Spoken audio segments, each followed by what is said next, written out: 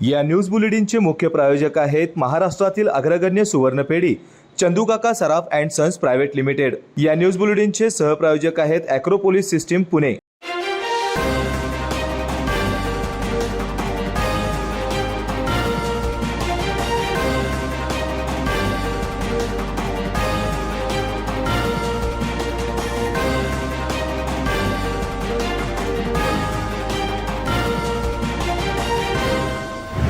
कोल्हापूर जिल्ह्याचे पालकमंत्रीपद स्वीकारल्यानंतर हसन मुश्रीफ कोल्हापूर कागलमध्ये आल्यानंतर त्यांनी कागलचे ग्रामदैवत श्री गहिनीनाथ गैबीपीर प्रभू श्री राम मंदिर लक्ष्मी देवीसह हनुमानाचं दर्शन घेतलं। त्यानंतर छत्रपती शिवाजी महाराज, राजश्री छत्रपती शाहू महाराज, डॉक्टर बाबासाहेब आंबेडकर, लोकशाहीर अण्णाभाऊ साठे, महात्मा ज्योतिबा फुले, महात्मा बसवेश्वर या महात्म्यांना पुष्पहार अर्पण करून अभिवादन केलं। त्यानंतर कोल्हापुरात येताच त्यांनी करवीर निवासनी श्री अंबाबाई देवीचं दर्शन घेऊन जनतेशी संवाद साधला। कोल्हापूर जिल्ह्याचे पालकमंत्रीपद स्वीकारल्यानंतर हसन मुश्रीफ कोल्हापुरात येताच त्यांनी करवीर निवासिनी श्री अंबाबाई देवीचे दर्शन घेऊन कोल्हापूरचे पत्रकारांशी संवाद साधला। यावेळी त्यांनी 20 वर्षापासून मंत्री असून कोल्हापूरचे पालकमंत्रीपद मिळाले नव्हते। आज ही संधी मिळाली आहे। यामध्ये वेळ कमी आहे, काम खूप आहे, लोकांच्या अपेक्षा खूप आहेत। याचे कसोटीवर उतरण्यासाठी कोल्हापूरचे पक्ष राजकारण बाजूला ठेवून विकास करण्याचा मानस त्यांनी व्यक्त केला आहे। आत्ताच माझी जिल्हाधिकारी कार्यालयामध्ये या विजयादशमीच्या निमित्ताने नवरात्रीच्या निमित्ताने बैठक आहे। मागील अनेक वर्षापासून जशी व्यवस्था केली असेल त्याच्याहीपेक्षा चांगली व्यवस्था करण्याचा प्रयत्न करू। माजी पालकमंत्री दीपक केसरकर यांचं जे काय स्वप्न होतं ते पूर्ण करण्याचा मी प्रयत्न करेन। एक पॉलिटिकल प्रश्न होता की महाराष्ट्रात यम फिरतो आणि त्याच्यावर मुख्यमंत्री आणि उपमुख्यमंत्री बसून फिरतायत, अशा प्रकारचं वक्तव्य संजय राऊत यांनी केलेलं आहे, जे मृत्यूचं तांडव सुरू आहे त्या संदर्भात। आणि मी काल अनेक वेळा ह्याच्याबद्दलचा उल्लेख केलेला आहे। नांदेडचं जी घटना घडली त्यामध्ये पहिल्या दिवशी 24 आणि दुसऱ्या दिवशी 6 मृत्यू झाले होते। त्यापैकी 12 ही लहान बालकं होती, राहिलेले 75 वर्षापेक्षा मोठी ही म्हातारी माणसं। आता सरकारी दवाखान्यामध्ये होतंय काय की विषबाधा, अपघात आणि साप चावणे हे पेशंट खाजगी दवाखान्यामध्ये ॲडमिट केले जातात, ते सरकारी दवाखान्यात ॲडमिट केले जातात। दुसरं, या 12 लहान मुलामध्ये 9 ते 10 मुलं ही प्रीमॅच्युअर जन्माला आलेली होती, खाजगी दवाखान्यामधून पाठवण्यात आलेली होती। 5 दिवस सुट्ट्या असल्यामुळे खाजगी दवाखान्याचे डॉक्टर्स ते सुट्टीला जात असताना त्यांनी रेफर केली होती। अतिशय अत्यवस्थ अवस्थेमध्ये ती आणली गेली होती आणि सरकारी दवाखान्यामध्ये कुठल्याही पेशंटला नाकारण्याचा अधिकार नाही, तो ॲडमिट केला पाहिजे। यामुळं हे मृत्यूचं प्रमाण मला दिसतंय। परंतु गेल्या 3, 4, 5 वर्षाचा तुम्ही जर आलेख बघितला तर 10 ते 15 हे मृत्यूचं तिथला रेशो आहे आणि 95% हे बरं होण्याचं प्रमाणाचा रेशो आहे।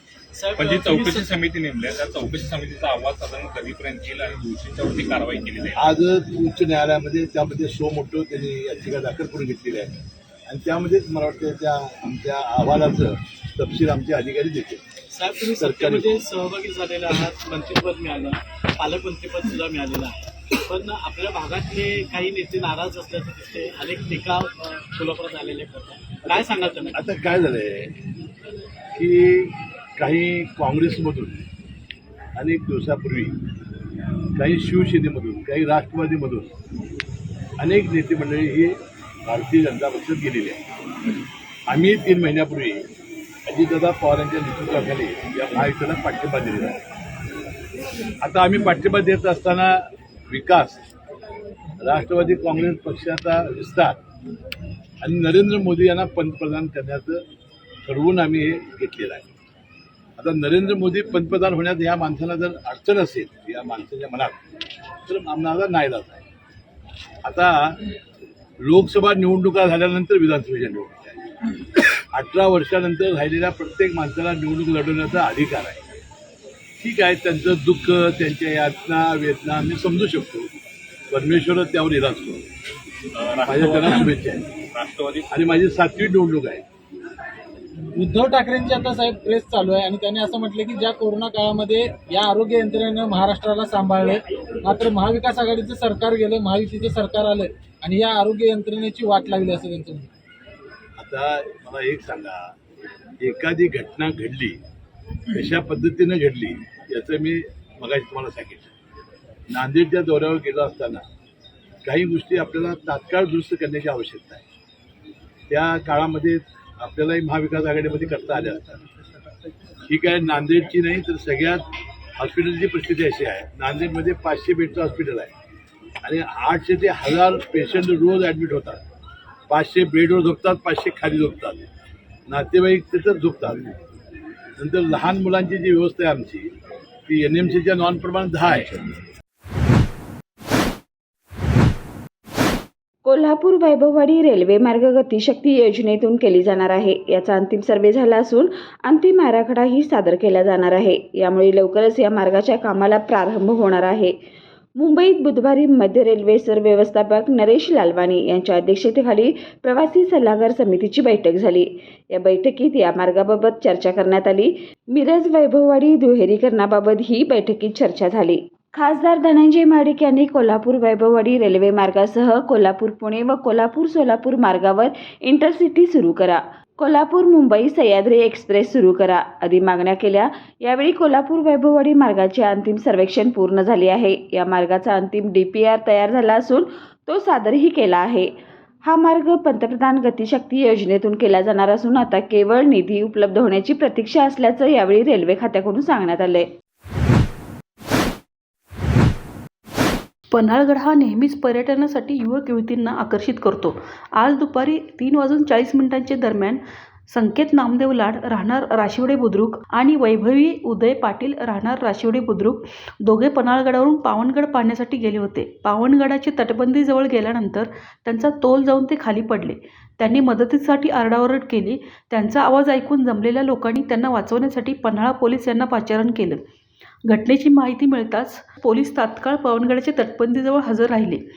त्या ठिकाणी पन्हाळा पोलीस उपनिरीक्षक श्री मलगुंडे, पोलीस नाईक विश्वास जाधववर, पोलीस नाईक Sachin Patil, police constable Kerlekar, police constable Waydande, police constable Ganesh Patil व मुख्यालयाकडील बंदोबस्ताकरिता असलेले पोलीस कॉन्स्टेबल मर्दाने यांनी तात्काळ घटनास्थळी जाऊन तेथील स्थानिक नागरिकांच्या मदतीने त्यांना बाहेर काढले. त्यानंतर त्यांना पन्हाळा ग्रामीण रुग्णालय येथे उपचाराकरिता दाखल केले. पन्हाळा येथे प्राथमिक उपचार करून पुढील उपचाराकरिता त्यांना CPR हॉस्पिटल कोल्हापूर येथे पाठवण्यात आले आहे. दोघेही युवक युवती सुरक्षित असून किरकोळ जखमी आहेत.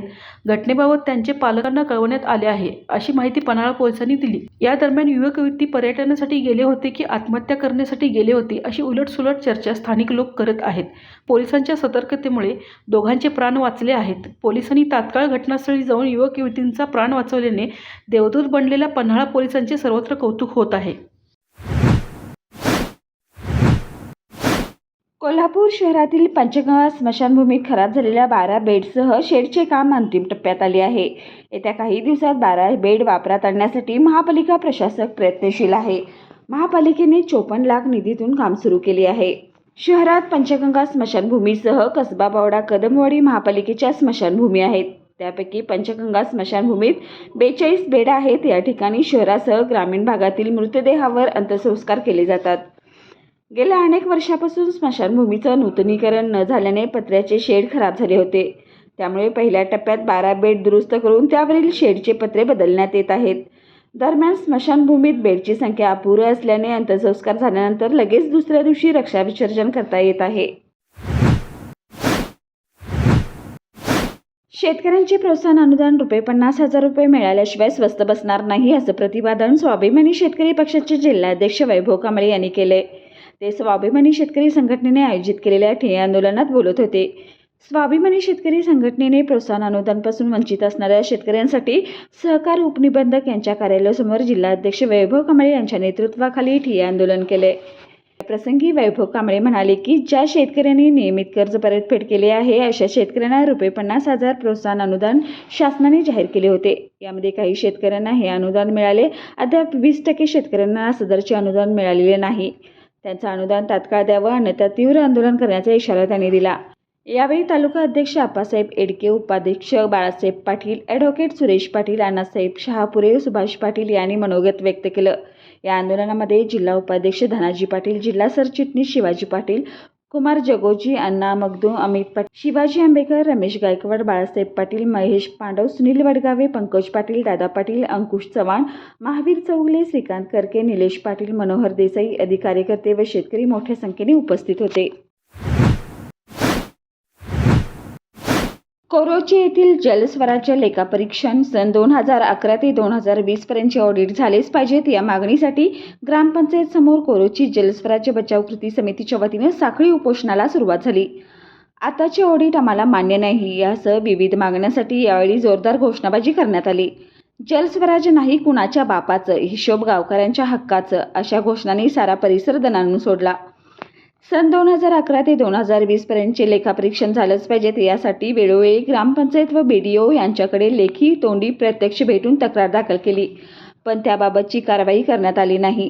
जिल्हा परिषदेचे मुख्य कार्यकारी अधिकारी यांची भेट घेऊन त्यांनाही याबाबतचं निवेदन देऊन जर अहवाल प्राप्त न झाल्यास येत्या 2 ऑक्टोबरपासून ग्रामपंचायत कार्यालयासमोर कृती समितीच्या वतीनं साखळी उपोषण करण्याचा इशारा दिला होता. दरम्यान सरपंच व ग्रामविकास अधिकारी यांनी कृती समितीच्या पदाधिकाऱ्यांना बोलवून ग्रामपंचायतमध्ये बैठक घेतली. बैठकीत कोणताही ठाम निर्णय न झाल्याने कृती समितीने 2 तारखेपासून आपली साखळी उपोषण चालू ठेवणार यावर ठाम राहिले. बैठकीत जलस्वराज्य योजनेची लेखापरीक्षण झाल्याबाबतची फाईल यापूर्वी ग्रामपंचायतीच्या तिजोरीमध्ये असल्याचं निदर्शनास आलं नाही, पण गेल्या 4 महिन्यापासून अचानकपणे ती फाईल कामगारांच्या निदर्शनास आली. नेमकी ही फाईल आता आली कुठून, कोणी ठेवली असे सवाल करत त्यांच्यावर प्रश्नांचा भडीमार केला. त्या कामगारांनी ती फाईल कोणाच्या सांगण्यावरून ठेवली याबाबत संबंधितावर कारवाई व्हावी, लेखापरीक्षणमध्ये जे कोणी दोषी आढळून येतील त्यांच्यावर कायदेशीर कारवाई व्हावी या मागणीसाठी साखळी उपोषण सुरू करण्यात आलं. या साखळी उपोषणात माजी सरपंच संजय खारकांडे, उद्धव बाळासाहेब ठाकरे, शिवसेना तालुका प्रमुख व माजी उपसरपंच आनंदा शेट्टी, माननीय जिल्हा परिषद सदस्य देवानंद कांबळे, संजय कदम, संतोष वाघेला, माजी सरपंच सुहास पाटील, दीपक तेली, अमर कोरोचीकर, दारासिंग सागरे, शीतल पाटील, सुनील आवळे याच्यासह महाविकास आघाडीतील 7 सदस्य उपस्थित होते. यावेळी या उपोषणात शिवसेना उद्धव बाळासाहेब ठाकरे गटाचे जिल्हा प्रमुख मुरलीधर जाधव, शिवसेना उपनेत्या ज्योतिताई ठाकरे यांनी पाठिंबा जाहीर केला. कुंभोज येथील गट नंबर 1903 या सदर मिळकतीचे एकूण क्षेत्र 4 हेक्टर 06 आर आहे. यापैकी अंदाजे 0.80 आर जमीन पूर्वीपासूनच आस्थागायत पडसर व खुली अशा स्थितीत आहे.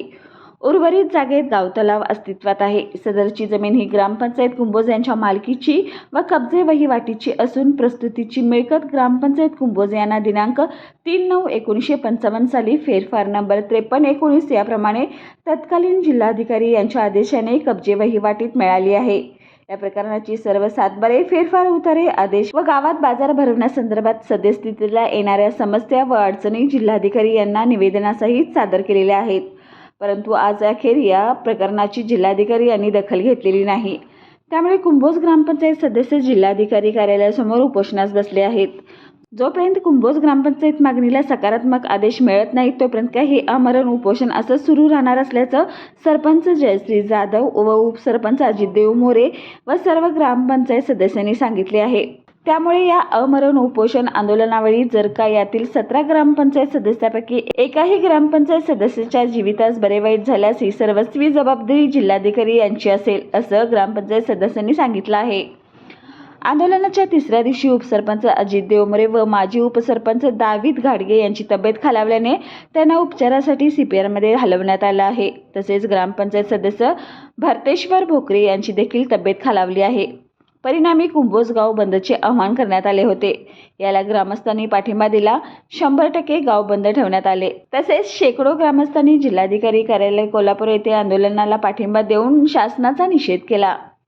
उपोषण आंदोलनास्थळी सरपंच जयश्री जाधव, उपसरपंच अजित देवमरे, माजी सरपंच किरण नामे, प्रकाश पाटील, कल्लाप्पा आवाडे, जवाहर कारखान्याचे उपाध्यक्ष बाळासाहेब चौगले, महावीर चौगले, अमर पाटील, ग्रामपंचायत सदस्य अरुणदेवी पाटील, शुभांगी माळी, पौर्णिमा भोसले, भारती पोद्दार, विशाखा माळी, स्मिता चौगले, अनिकेत चौगले, दावीद घाडगे, सदानंद महापुरे, आप्पासो पाटील, अमरजीत बडगर, भक्तेश्वर भोकरे, संभाजी मिसाळ, अशोक आरगे, लखन भोसले, धनाजी तिवडे, योवान घाडगे आदी उपस्थित होते.